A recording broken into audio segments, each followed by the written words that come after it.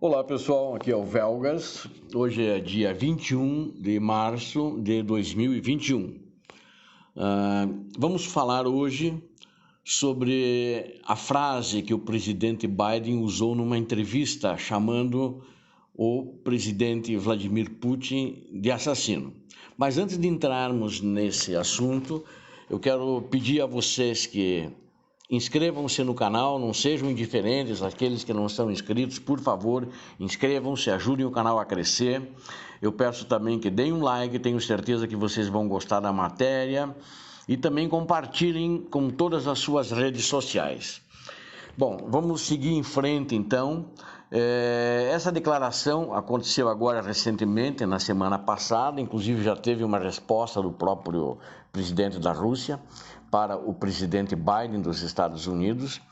E embora Moscou, no caso, o presidente Putin da Rússia, né, ele mostre assim um certo comedimento na sua resposta, uma contenção, ele não foi agressivo, né?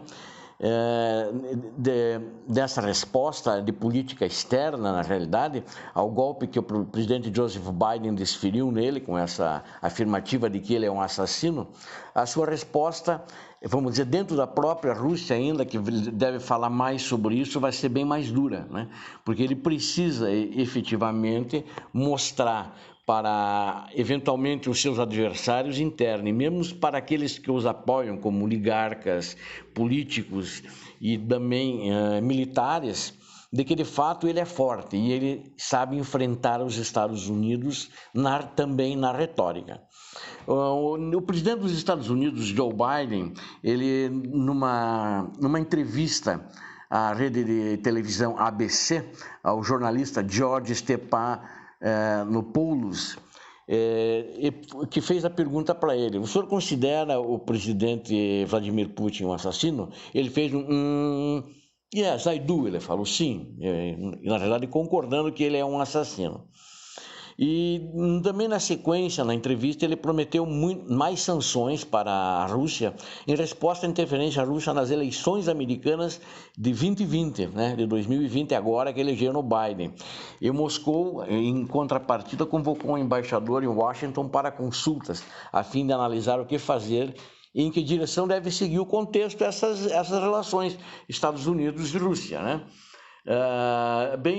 Também como determinar novas formas de corrigir a condição crítica Rússia e Estados Unidos. Isso é o que alegou a diplomacia russa. Na prática diplomática, isso é chamado de démarche, ou seja, uma demonstração de forte insatisfação com as ações e declarações de um parceiro político, no caso os Estados Unidos, parceiro da Rússia nessa questão, porque cada um tem uma embaixada no seu país, né? Mas não tem uma negativa concreta para o momento agora, poderá ter no futuro. Se a situação se agravar, a Rússia pode decidir segurar o embaixador na Rússia e não mandar de volta, né? Mas a questão chave, na realidade disso, é que se a declaração inesperada de Biden sobre esse assunto, né, chamando o outro de assassino, isso é apenas uma intemperança linguística ou se foi uma escalada calculada e deliberada em conflito pessoal com Putin, um desafio direto com o Kremlin, né, com a Rússia, que muitas pessoas, muitos países não seriam capazes de ignorar, né? Então, o que o Putin fez? Ele, assim, numa declaração comedida, ele também colocou que esse pensamento, quem diz essas coisas é o que ele acha o que ele é, né? E falou um monte de coisas, inclusive pediu ao Biden, convidou ele para fazer uma conferência, que o Biden, lógico, não vai aceitar uma conferência via internet, em que seja todo o povo da Rússia possa ver, né? Aí é claro que ele iria agredir, atacar o Biden, né? O presidente Joseph Biden. E aparentemente o Biden não sabia quais perguntas seriam feitas de antemão, né? Mas quando foi feita essa pergunta, ele parou até para pensar, né? Eu assisti essa entrevista na internet, né? Como eu assisti a resposta do Putin também ao vivo quando ele fez essa resposta, né? E, bom, isso não vai haver uma cúpula bilateral por causa disso, nem trilateral, ou seja lá o que for, né? E, na realidade, essa entrevista que o Putin deu em resposta ao Biden, ele também já está se preparando para sanções que ele sabe que vai ocorrer de qualquer maneira, né? E era sabido publicamente isso, de que a Rússia preferia o presidente Trump, da quem ele tinha boas relações. E até vocês vejam que como o presidente Joseph Biden abordou, o estilo dele é diferente e é mais agressivo em relação à Rússia, ou seja, ele não é amiguinho da Rússia, né? Ele tem os problemas dele e ele vai direto, põe o dedo na ferida. Agora, isso foi um sinal para aliados, né? Para aliados, principalmente da OTAN, países do G7, que devem minimizar seus contatos pessoais com o líder russo. Afinal, a opinião do presidente dos Estados Unidos tem peso. Ainda assim, cada capital tomará sua própria decisão. O presidente francês, por exemplo, Emmanuel Macron, ele ainda não desmarcou uma visita à Rússia que ele já tem marcada, né? E o primeiro-ministro japonês também, que já declarou que tem a necessidade de se reunir com Putin para continuar o diálogo sobre um tratado de paz, ele pode comparecer ao Fórum Econômico do Leste em Vladivostok, né? Vladivostok é pertinho, é na frente do Japão, é só atravessar o mar, né? Então a declaração de Biden não indica uma nova ação antirrussa dura, ou seja, é mais um dispositivo de enquadramento, na minha opinião, embora extremamente desagradável da maneira como ele fez, né? Moscou buscará uma resposta de política externa, né, comedida, como ele fez até agora, ao golpe de Biden, porque não perdeu a esperança de estabelecer um diálogo, né? E pelo menos o controle de armas já foi assinado um acordo, né? E também ele pretende assinar um acordo contra medidas no ciberespaço.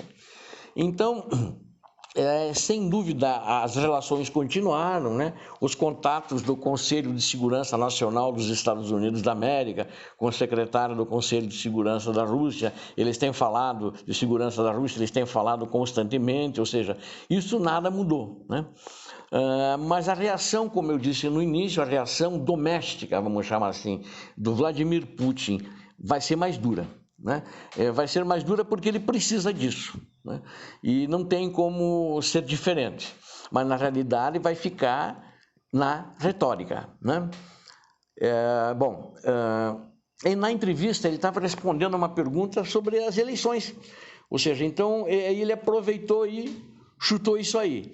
E, de fato, foi uma coisa dura demais, na minha opinião, mas eu quero reportar a vocês o seguinte. Analisem o seguinte, eu vou colocar aqui, no meu roteiro aqui, 1, 2, 3, 4, 5 casos aqui, que já aconteceram. Alexander Litvinenko morreu envenenado por polônio 210 na Grã-Bretanha. Nas investigações, tudo apontou para o Kremlin, que essa operação foi aprovada no Kremlin pelo próprio Putin, né? Aí tem um outro russo, Sergei Skripal. Eu não vou entrar em detalhes disso aqui, porque senão isso aqui dão livros, né? Tratados. E a filha dele, então, esse Sergei Skripal e a filha, em 2012, eles sofreram um ataque de um gás neurotóxico, né? E também na Inglaterra, lá na Grã-Bretanha. Tudo apontou para a Rússia, inclusive a Grã-Bretanha, nos dois casos, protestou e teve um problema muito sério nas relações diplomáticas com a Rússia. Operações aprovadas pelo presidente Putin. Boris Nemtsov levou 4 tiros perto da ponte do rio, sobre o rio Moscou, né? E o Viktor Yushchenko, presidente da Ucrânia, que foi envenenado com uma dioxina que deixou seu rosto inchado e marcado. Isso durante as eleições presidenciais da Ucrânia, ou seja, esses casos aqui, né? Que são 1, 2, 3, 4, 5 casos. Então, pensem e analisem e eu vou dar na continuidade a minha conclusão. Bom, eu vou explicar para vocês como que começou esse imbróglio todo da questão da interferência russa nas eleições que eles já fizeram a outra vez e beneficiaram o Donald Trump contra a Hillary, que também ia pegar mais pesado com a Rússia. Em agosto de 2020, agora, o diretor do Centro Nacional de Contra-Espionagem e Segurança dos Estados Unidos, chamado William Evanina, declarou oficialmente, né, ele era ainda sob o governo Trump, que Moscou estava tentando desacreditar a candidatura de Biden como representante do establishment anti-russo. Então eles tinham preferência no outro candidato que não era visto como anti-russo. E ele disse que para esse fim os serviços especiais russos estão trabalhando através do que ele alegou ser o chamado contato deles na Verkhovna Rada ucraniana. Você vê que volta que isso deu, né? Tem a Ucrânia, a Verkhovna Rada, ela é o Congresso americano, ou seja, a Câmara dos Deputados ucraniana, onde tem uma pessoa lá que ele colocou nesse relatório da inteligência americana, chamado Andriy Derkach, né? Distribuiu gravações, ele estava distribuindo gravações especialmente editadas de conversa telefônica entre o vice-presidente Biden, na época ele era o vice-presidente, e o presidente ucraniano Petro Poroshenko. Esse material era distribuído por meio de aliados do presidente Trump nos Estados Unidos, ou seja, esses ucranianos de Kiev mandaram para os aliados do presidente Trump e eles começaram a distribuir. Inclusive vieram alguns aqui, eu cheguei a ver aqui no material aqui no Brasil, né? Alguns desses vídeos. E por que eles fizeram isso? Porque o presidente Trump tentou cooptar o presidente ucraniano Zelensky e não conseguiu. O Zelensky foi, vamos dizer assim, inteligente nesse momento e manteve-se à parte, tanto que eles não tinham uma simpatia um pelo outro por causa disso, né? O presidente Trump, já um ano antes ele tentou, então com isso eles usaram, isso é uma coisa clara, né? E a CIA chegou a vazar a avaliação de que Vladimir Putin, né, isso já tem provas, está comprovado, é um documento que está no Congresso americano sobre investigação, dirigiu pessoalmente a campanha para desacreditar Biden. Então, é claro que isso aí, além da raiva pessoal do Biden, ele pesa muito na relação Estados Unidos-Rússia, ou seja, a Rússia é um país que está tentando interferir nas eleições, em quem vai mandar no país, quer escolher com quem ela vai se relacionar. Bom, aí agora em janeiro desse ano, esse Derkach foi sancionado e mais 7 cidadãos ucranianos ligados a esse esquema todo foram sancionados pelo presidente Joseph Biden por essa atividade deles. Ou seja, de fato existiu isso e as provas estão sendo discutidas no Congresso americano, né?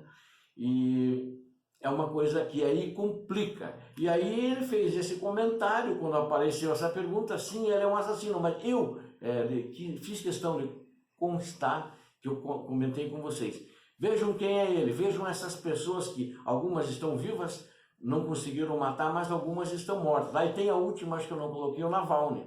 Tentaram envenenar, aí colocaram ele num hospital russo, mas como já tinha repercussão internacional, ficava complicado terminar de envenenar e matar o Navalny no hospital. O que eles fizeram? Autorizaram a ele ir para a Alemanha. Só que quando voltou, prenderam. Lá ele foi curado. Na Rússia talvez não fosse curado, não que eles não tivessem condição. Acho que eles tinham condição. Mas botaram na cadeia, então curaram na Alemanha, né? Então as coisas são complicadas, né? Então vocês vejam que os camaradas ucranianos, né, vamos chamar assim, enviaram aos líderes do Congresso, inclusive resmas de documentos com informações supostamente desacreditando Biden e seu filho, causando histeria no campo democrático. Isso é muito complicado e eu sou contra qualquer país fazer isso, né? Não é porque a Rússia fez, né? É porque qualquer país isso é errado e o presidente Biden está certo. E ele acha que usou essa dose excessiva na relação com ele. Ele sabe do histórico, né? Não vi isso em lugar nenhum, eu analisei os vídeos que eu vi dele, né? Não tem nada sobre esses assassinatos e os quase assassinatos que eu falei aqui, mas é bom para vocês saberem quem de fato aprova isso, quem de fato é Putin. Aí vocês concluam a pergunta do Biden, do ponto de vista de vocês, né? E o que a gente precisa efetivamente é ter em mente o que isso vai influenciar. Vai influenciar que mudou a relação agora com a Rússia. Vai influenciar que é bom para a Ucrânia, por exemplo, que o Biden esteja lá. Sim, vai dar uma guerra? Não vai dar guerra, ninguém vai soltar bomba atômica, bomba hipersônica, com foguetes e mísseis hipersônicos, nada disso. Isso não vai acontecer. Mas a relação começa a ficar mais dura, o olho no olho, sabendo que você não é amigo, você é meu inimigo. Mas países como a Ucrânia, como a Geórgia ou como a Moldávia podem exigir uma assistência militar em termos de armamento, né, em termos de tecnologia, em termos de treinamento maior dos Estados Unidos. Porque eu pessoalmente acredito, vamos falando na Ucrânia, que eu primeiro falei sobre a Ucrânia. Os Estados Unidos não vão lá guerrear com os russos ali em Donbás e nem na Crimeia. Não vejo assim, pelo menos nesse momento, né? A Europa vai à NATO? Também não. Tanto que está demorada essa entrada da Ucrânia na União Europeia, porque automaticamente, se entrar hoje, amanhã eles têm que defender a Ucrânia com tropas. Porque o tratado que tem na União Europeia é o seguinte: atacou um, atacou todos. Então eles não podem, a Ucrânia já foi atacada. Então a Ucrânia que tem que resolver esses problemas, ela que tem que se armar, ela que tem que se desenvolver bem economicamente. Isso é muito importante, que o presidente ucraniano tem que ter em mente, os líderes ucranianos, os verdadeiros líderes ucranianos, não aqueles pró-russos infiltrados, ou no Congresso ucraniano, onde quer que estejam, né? Essas pessoas têm que mostrar para o povo, para a população, quem elas são e defenestrar essas pessoas.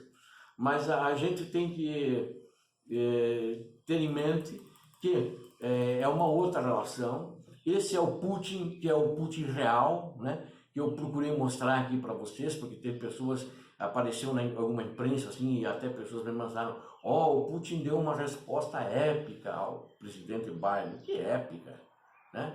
Vejam quem é o Putin, olhem a história dele, a gente não pode esquecer, né? Olhem quem é o Putin, olhem como ele age, como a Rússia age. O Putin não é esse bom mocinho, não é? Ele nunca foi, a história dele assim mostra, ele nunca será. Obrigado a todos. Novamente peço, não sejam indiferentes. Inscrevam-se no canal. Eu preciso de vocês inscritos no meu canal. Divulguem, compartilhem nas suas redes sociais e deem um like. Tenho certeza que vocês gostaram. Vamos ter mais notícias, mais vídeos muito bons. Obrigado a todos. Deus abençoe a todos. Paz e bem.